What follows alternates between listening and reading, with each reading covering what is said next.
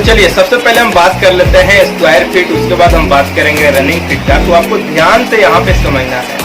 देखिए जो square feet होता है वो आपका जो एरिया रहता है, जगह रहता है, उसका मेजरमेंट किया जाता है। जैसे एग्जाम्पल के तौर पे आप मान लीजिए कोई जगह है 10 फीट चौड़ा है और लंबाई आपका 100 फीट है और उस पर काम हो रहा है। तो इसको मेजरमेंट आपको किस तरह से करना है, 10 गुणा 100, तो ये होगा 1000, यानी ये 1000 हो गया एरिया, यानी 1000 स्क्वायर फीट हो गया और ये होता है स्क्वायर फीट। आपका कोई भी साइज हो सकता है आपका 20 बाई 100 हो या 20 बाई 200 हो, कोई सा भी हो, आपको पूरा कर लेना है लंबाई और चौड़ाई, और वो हो गया आपका स्क्वायर फीट। तो यहाँ पे जैसे कि हम मान लेते हैं 10 गुणा 100, तो यहाँ पे 1000 स्क्वायर फीट हो गया। अब ये 1000 स्क्वायर फीट में चाहे वो कितना हो रूम बनता है, चाहे कितना हो हॉल बनता है या बाथरूम बनता है, किचन बनता है, उस एरिया के अंदर वो टोटल का टोटल स्क्वायर फीट का होता है। किसी भी तरह का पॉइंट का गिनती नहीं होता है, किसी भी तरह का रनिंग फीट का गिनती नहीं होता, कोई भी चीज गिनती नहीं होगा। स्क्वायर फीट का मतलब स्क्वायर फीट, चाहे उसमें कुछ भी बने, आपको कोई मतलब नहीं है कितना वो पॉइंट हो, उससे कोई आपको मतलब नहीं है, आपको काम करना है।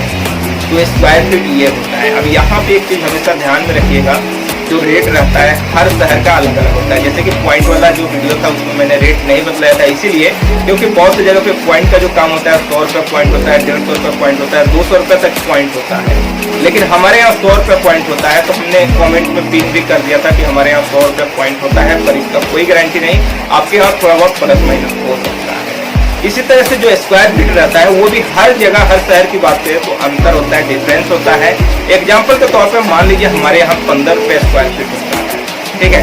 आपके यहाँ हो सकता है 20 रुपया हो, 25 रुपया हो, 30 रुपया हो, ये भी हो सकता है। लेकिन ये जनरली अगर बात किया जाए तो स्क्वायर फीट पे जो काम होता है उसमें लॉस होता है। किसी भी टेक्नीशियन, कोई भी इलेक्ट्रीशियन कर रहा है तो स्क्वायर फुट पे लॉस होता है, क्योंकि ये 10 से 15 रुपया होता है, उससे ज्यादा नहीं होता है, 20-30 नहीं होता है भाई।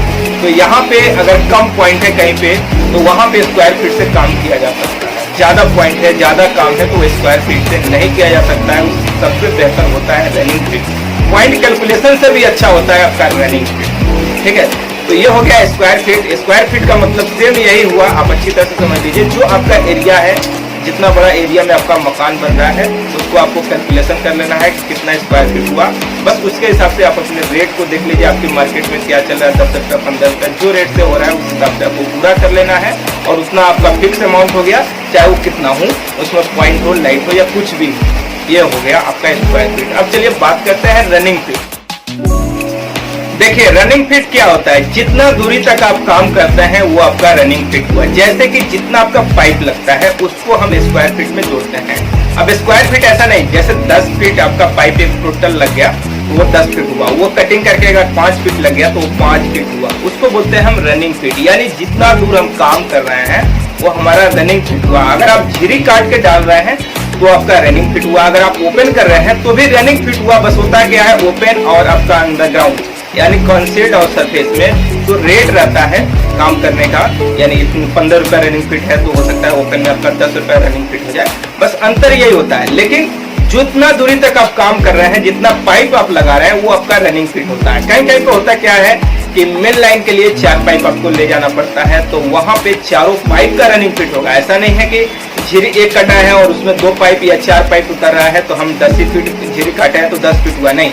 अगर 4 पाइप हम ले रहे हैं और 4 पाइप ले करके जा रहे हैं, 10-10 फीट का है तो 40 फीट हुआ। रनिंग फीट ये होता है कि जितना हमारा पाइप डलता है वो हमारा रनिंग फीट हुआ। चाहे बोर्ड कितना हो लगे, चाहे स्विच बोर्ड हो या पावर प्लग हो या लाइट पॉइंट हो या एसी पॉइंट हो या गीजर पॉइंट हो, कोई भी पॉइंट हो, पॉइंट का कैलकुलेशन कोई होता ही नहीं है। रनिंग फीट में जितना आपका पाइप लगता है बस वही कैलकुलेशन होता है।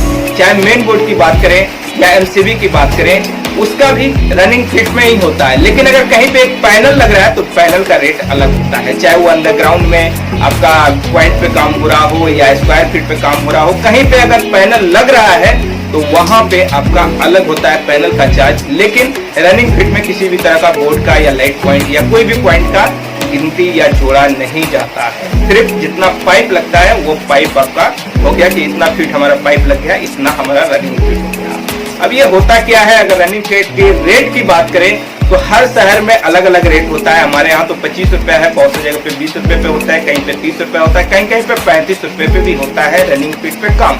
तो आपके यहाँ किस हिसाब से काम हो रहा है आप पता कर लीजिए और उसके हिसाब से आप काम कर सकते हैं। बस जोड़ने का तरीका यही है कि जितना आपका पाइप लग रहा है वो आपका रनिंग फिट हो गया। तो आप अच्छी तरह से समझ गए होंगे कि रनिंग फिट किस तरह से जोड़ते हैं। तो चलिए दोस्तों, इस वीडियो में इतना ही। अगर आपके मन में किसी भी तरह का डाउट है, सवाल है, सुझाव है तो नीचे कमेंट बॉक्स में जरूर लिखिए। मैं कोशिश करूंगा पढ़ने के बाद अगर मुझे समझ में आएगा कि हाँ वीडियो बनाना चाहिए तो मैं वीडियो भी बनाऊंगा। तो चलिए दोस्तों।